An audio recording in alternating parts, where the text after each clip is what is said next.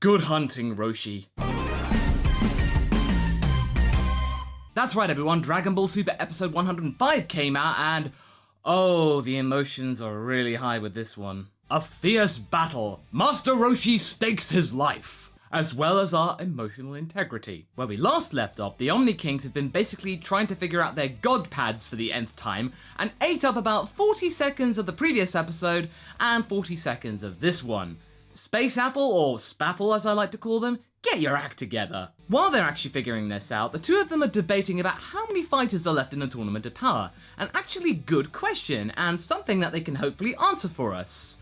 That is if they're actually able to count without going 1, 2, 3. Oh, jeez. Now, Toei, was that a deliberate time waster? I get that this is meant to be a joke that the Omni Kings are just stupid children, but honestly, through my jaded eyes, I see exactly what the animation company's doing, and sir, I don't like it. The answer is round about just under 50, by the way. Meanwhile, our focus shifts to Master Roshi, and we are about to see him actually figure in the fight now that the Universe 7 fortress is broken down. And after his initially strong start, he actually was able to take out a couple of opponents. Let's see what he can do now he's on his own. This is the Roshi that most people on Earth would see if they were not privy to his pervy side of old. And he's unflappable, even despite one fighter's gaseous ways of evading elimination. Suddenly, Kawaii of Universe 4 hurls boomerangs of death that Roshi just about manages to escape. Oh, okay, I see. I know what we're going to be doing here. We are not only going to be focusing on Roshi, but as well as some fighters from Universe 4. Some that we haven't actually had a proper look at, or something we haven't actually concentrated on yet. Well, let's just hope that this actually turns out to be more compelling than Nink's fight with Goku. Seriously, that was just dumb. What is equally dumb, but way cooler, is what Kawai's gimmick is. She can basically conjure up weapons through the power of energy. She can meld it to any kind of tool. Like in this case, she goes full Amy Rose on Roshi with a giant mallet. And yeah, it looks really funny, it's cool, but it's also kind of dumb and I love it. But I must admit, it is a very clever way of getting around the no weapons rule. As Roshi explains why he's so confident right now, we get stills of other fighters from Universe 4 actually showing off their techniques, saying, "I've been studying your moves and I must admit I'm not impressed." No, we don't get animation here, we get stills. That is how important Universe 4 is to the story. I gotta say though, this opening bit for 105 is a lot more static than the previous episode, and I'm a little saddened, but I'm pretty sure that things will turn up later on. But wait, Roshi is about to be tested. Oh no, Kawai's about to show off her nice body! Roshi, don't give in! She's basically using charm, and if this were the Roshi from episode 59, the fight would be over. Alas, it seems that Kawai's technique is working on Roshi and he slips into his old self. As he launches himself, it does launch in for a funny moment of him going, "Choppo!" And then Magata's going like, "What?" Luckily, Roshi is able to snap out of it in time and get himself out of a pinch by pinching Kawai's spear. What follows is most epic. Roshi states that all of the wasted energy used to be lecherous from his previous antics has gone into making him stronger. He is fired up and he's about to boil over the edge. Oh my. If you were to read this in another light, it could sound kind of gross, but I think it's pretty innocent in its approach. And if you were to read it in the normal way, it's actually quite an emotive plot device. This is Roshi saying that, yeah, don't doubt me, I have actually changed. And it does indeed get Kawai out of the way. Oh hey, cool, that rhymed. After Beerus' supportive shouts, Roshi then turns his focus onto another Universe 4 fighter, Dokuri, aka Miss Shadow. Her gimmick is that she likes to fight in the dark and use talismans against her opponents, which is something that Roshi can get behind. This could be rather interesting, so we're going to be fighting with illusions this time. And if the fact that Roshi can punch through fire, which is going right at him and without breaking a sweat too, okay, this could be good. We are indeed in for a good time. But in fact, that fire was just an illusion. Something to try and distract and phase opponents and actually try and get them to actually fall out of the ring, but it's not going to work on Roshi just yet. Sure enough, Dokuri starts decorating the arena with multiple talismans across the area, and it all goes purple. And in anime, when a scene goes purple, it usually means something bad. According to the Universe 4 Trickster, there are 76 attacks lying in wait for Roshi, as well as 129 traps. Man, Admiral Akbar is going to have a hoarse throat after all of this. Roshi decides that the best thing to do in this situation is to full pelt Naruto run out of the area and find higher ground. But Dokuri's going big because this is her realm now. She is going full Scarecrow from Arkham Asylum. What we're getting here, essentially, is a dose of Naruto in our Dragon Ball, and I don't know what to think of that. That's kind of like shonen overload. All these talismans and jutsus along with energy blasts and all that, I don't know what to think. But after all of this, they are trapped in the shadows, which is Dokuri's domain.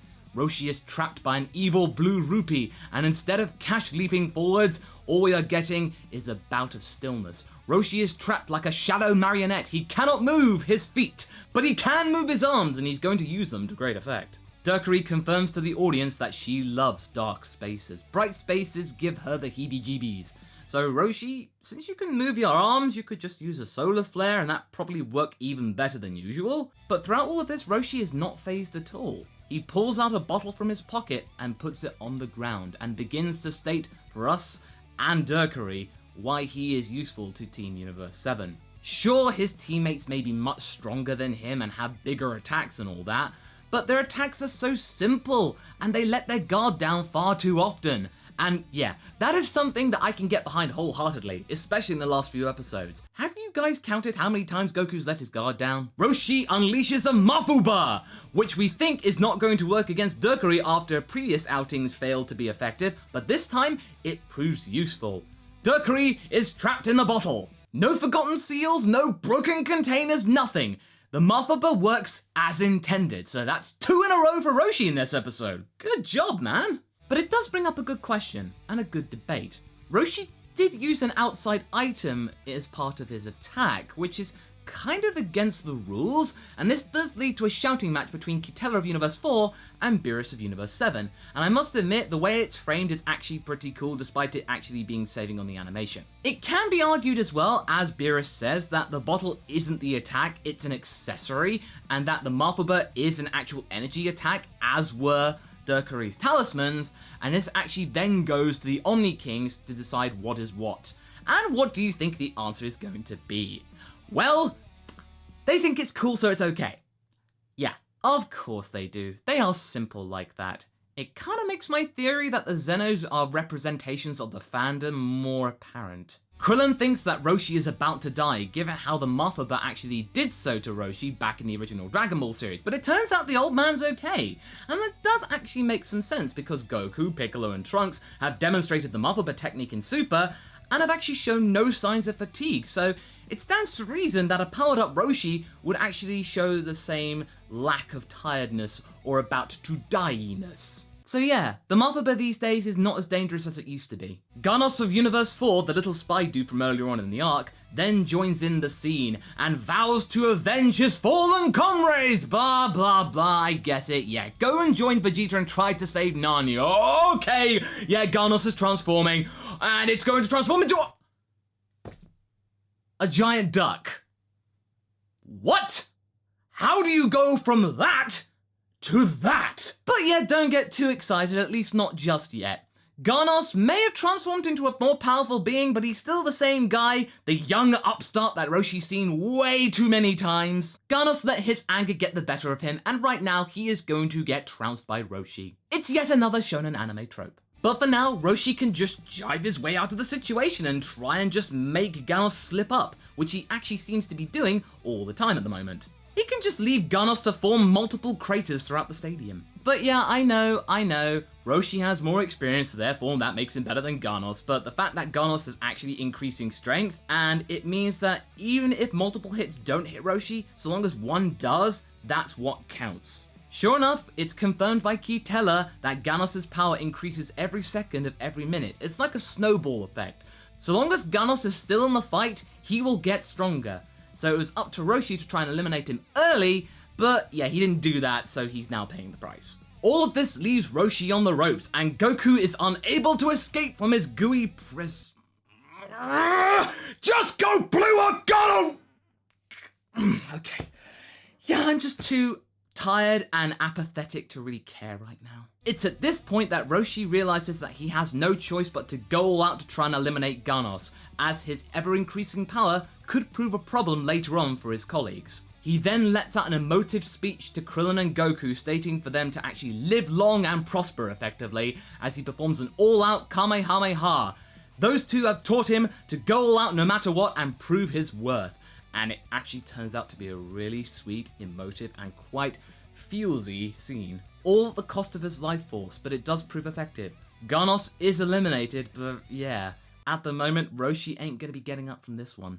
Goku finally sees sense and blasts his way into Super Saiyan Blue and out of that little tense battle and tries to get to his master. He tries to jumpstart Roshi's heart, and after some tense moments where it looks like it's not going to work, it does indeed work. I must admit, I did think that Roshi was about to die. Roshi escapes death, but he is in no state to fight right now. And actually, this is the first time I've seen Goku this upset about anything. This is kind of unusual. I mean, yeah, I've seen Goku get angry about things, but actually him proper bawling out whilst as an adult? Yeah, this is kind of weird, and I like it. And what's equally compelling is the nice little bit of banter that Goku and Roshi have as they're slowly walking back to the central pillar, so that means Roshi can rest up a little bit. This is actually how we end the episode, and this is a perfect way to do so. All in all, this episode was a cracker.